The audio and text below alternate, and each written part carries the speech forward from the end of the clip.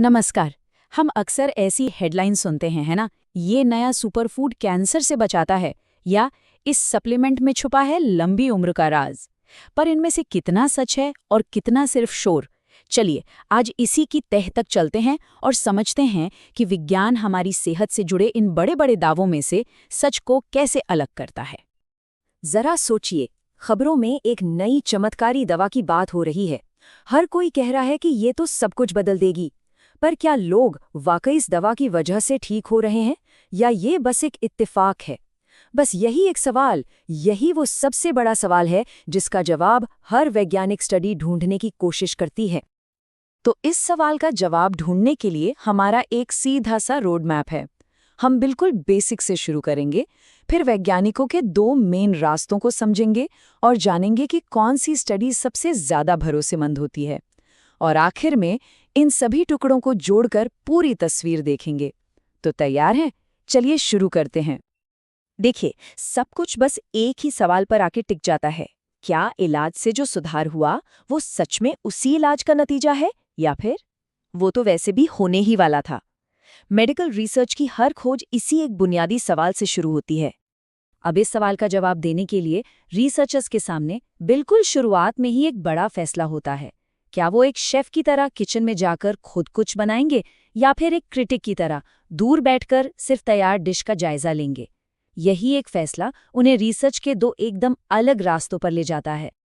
इसको ऐसे समझिए, प्रयोगात्मक यानी एक्सपेरिमेंटल स्टडी एक शेफ की तरह है। वो खुद दखल देता है, चीज़ों को कंट्रोल करता है, ये साबित करने के लिए कि उसकी रेसिपी काम करती भी है या नहीं। उसका लक्ष्य होता है कारण और प्रभाव को साबित करना। दूसरी तरफ है अवलोकन या ऑब्जर्वेशनल स्टडी, जो एक क्रिटिक की तरह है। वो सिर्फ देखता है, जो जैसा हो रहा है उसे बस नोट करता है, ताकि चीज़ों के बीच कोई कनेक्शन या संबंध ढूंढ सके। तो चलिए, सबसे पहले चलते हैं शेफ की दुनिया में। एक्सपेरिमेंटल ट्रायल्स ये साबित करने का सबसे सीधा और पक्का तरीका है कि कोई इलाज वाकई काम करता है। ये विज्ञान की असली टेस्ट किचन है, जहां आइडियाज को सबसे कठिन कसौटी पर परखा जाता है।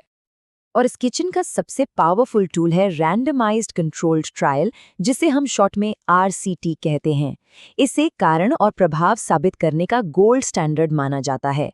और जानते इसकी जादुई चीज क्या है? वो है रैंडमाइजेशन, मतलब लोगों को अलग अलग ग्रुप में पूरी तरह से किस्मत के आधार पर डालना। इससे ये पक्का हो जाता है कि ग्रुप्स के बीच इकलौता बड़ा फर्क सिर्फ वो इलाज ही है जिसका टेस्ट किया जा रहा है। तो एक आम RCT काम कैसे करता है? बहुत सिंपल है। सबसे पहले रिसर्चर्स स्टडी के लिए सही लोगों को चुनते हैं। फिर आता है सबसे जरूरी कदम, उन्हें रैंडमली यानी बिना किसी भेदभाव के दो ग्रुप्स में बांट दिया जाता है। एक ग्रुप को नई दवा मिलती है और दूसरे यानी कंट्रोल ग्रुप को एक प्लेसेबो, जो दिखने में तो असली दवा जैसी होती है पर उसमें कोई असरदार चीज नहीं होती। और आखिर में दोनों ग्रुप्स के नतीजों की तुलना की जाती है। अगर दवा वाले ग्रुप में कहीं ज्यादा सुधार दिखता है तो ये एक बहुत मजबूत सबूत होता है कि दवा काम कर रही है। लेकिन शेफ के पास और भी रेसिपीज होती हैं। जैसे क्रॉसओवर डिजाइन में हर इंसान दोनों ट्रीटमेंट आजमाता है, मतलब वो खुद अपना कंट्रोल बन जाता है।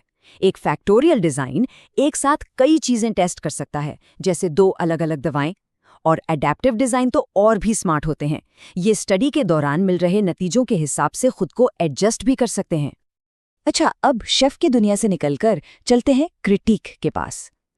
कभी कभी प्रयोग करना मुमकिन नहीं होता, या यूं कहें कि नैतिक रूप से गलत होता है। जैसे आप लोगों के एक ग्रुप को ये स्टडी करने के लिए सिगरेट पीने को तो नहीं कह सकते कि उससे क्या नुकसान होता है। ऐसी ही सिचुएशन में ऑब्जर्वेशनल स्टडीज बहुत काम आती हैं। इनमें एक खास प्रकार है कोहोर्ट स्टडी। ये भविष्य की तरफ देखती है। रिसर्चर्स एक ग्रुप चुनते हैं, मान लीजिए कुछ धूम्रपान करने वाले और कुछ न करने वाले, और फिर सालों तक उन पर नजर रखते हैं, ये देखने के लिए कि आगे चलकर उनकी सेहत पर क्या असर होता है। ये एक लंबी फिल्म की तरह है जिसे हम आज से शुरू करते हैं और देखते हैं कि भविष्य में कहानी कैसे आगे बढ़ती है। और इसके ठीक उलट होती है केस कंट्रोल स्टडी, जो अतीत की तरफ देखती है। ये आज से शुरू होती है। रिसर्चर्स उन लोगों को ढूंढते हैं जिन्हें पहले से कोई बीमारी है, जिन्हें केस कहते हैं, और उनकी तुलना वैसे ही लोगों से करते हैं जिन्हें वो बीमारी नहीं है, जिन्हें कंट्रोल कहते हैं। फिर एक जासूस की तरह वो दोनों ग्रुप्स के अतीत में जाकर सुराग ढूंढते हैं कि केस ग्रुप के साथ ऐसा क्या अलग हुआ था जो शायद बीमारी का कारण बना। अवलोकन के और भी तरीके हैं, जैसे एक क्रॉस सेक्शनल स्टडी एक स्नैपशॉट की तरह है। ये एक ही पॉइंट पर एक्सपोजर और परिणाम दोनों को देखती है। और एक केस रिपोर्ट एक या कुछ मरीजों की कहानी जैसी होती है, जो अक्सर किसी नई खोज या बीमारी का पहला इशारा हो सकती है। तो अब हम दो मेन रास्ते तो समझ गए, प्रयोगात्मक और अवलोकन। पर बात यहीं खत्म नहीं होती। किसी भी स्टडी को और ज्यादा भरोसेमंद बनाने के लिए रिसर्चर्स उस पर कुछ एक्स्ट्रा लेयर्स चढ़ा सकते हैं। जैसे किसी गेम का सेटिंग्स मेनू होता है ना, बिल्कुल वैसे ही। पहली सेटिंग है ब्लाइंडिंग, यानी ये तय करना कि किसे पता होगा कि कौन सा ट्रीटमेंट दिया जा रहा है।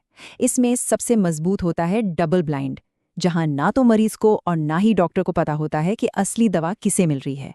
इससे क्या होता है? इससे उम्मीदों का जो असर होता है ना, वो खत्म हो जाता है और नतीजे ज्यादा सच्चे होते हैं। अगली बहुत जरूरी सेटिंग है एक कंट्रोल ग्रुप का होना। एक नियंत्रित स्टडी नए दवा की तुलना किसी और चीज से करती है, जैसे कि प्लेसिबो से। ये एक बेसलाइन की तरह है। इसके बिना ये जानना लगभग नामुमकिन है कि जो भी असर दिख रहा है वो असली है भी या नहीं। और आखिर में हर स्टडी का लक्ष्य अलग हो सकता है। एक सुपीरियॉरिटी ट्रायल ये पूछता है, क्या नया इलाज पुराने से बेहतर है? एक नॉन इन्फीरियॉरिटी ट्रायल ये पूछता है, क्या ये मौजूदा इलाज से कमजोर तो नहीं? और इक्विवेलेंस ट्रायल ये जानने की कोशिश करता है कि क्या दोनों इलाज बराबर काम करते हैं। स्टडी का लक्ष्य ही तय करता है कि नतीजों का क्या मतलब निकाला जाए। बहुत बढ़िया। तो पहेली के सारे टुकड़े अब हमारे पास हैं। अब चलिए इन सबको जोड़ते हैं और देखते हैं कि अगली बार जब कोई स्वास्थ्य से जुड़ी खबर आएगी तो इन सब का क्या मतलब निकालना है। तो याद रखने वाली खास बातें क्या हैं? सबसे बड़ा फर्क है एक्सपेरिमेंटल, यानी शेफ जो दखल देता है, और ऑब्जर्वेशनल, यानी क्रिटिक जो सिर्फ देखता है। अगर कारण और प्रभाव साबित करना है तो RCT ही गोल्ड स्टैंडर्ड है। जब प्रयोग मुमकिन न हो तो कोहॉर्ट और केस कंट्रोल स्टडी जरूरी कनेक्शन ढूंढने में मदद करती हैं। और हाँ, डबल ब्लाइंडिंग जैसी सेटिंग्स नतीजों पर हमारे भरोसे को और बढ़ा देती हैं। तो अब खेल के नियम पता है? अगली बार जब स्वास्थ्य से जुड़ी कोई बड़ी हेडलाइन सामने आएगी तो बस कुछ सवाल पूछने हैं। क्या ये एक एक्सपेरिमेंटल स्टडी थी या ऑब्जर्वेशनल? क्या ये रैंडमाइज्ड और डबल ब्लाइंड थी? ये आसान से सवाल ही सुर्खियों से आगे जाकर असली विज्ञान को समझने का पहला कदम है।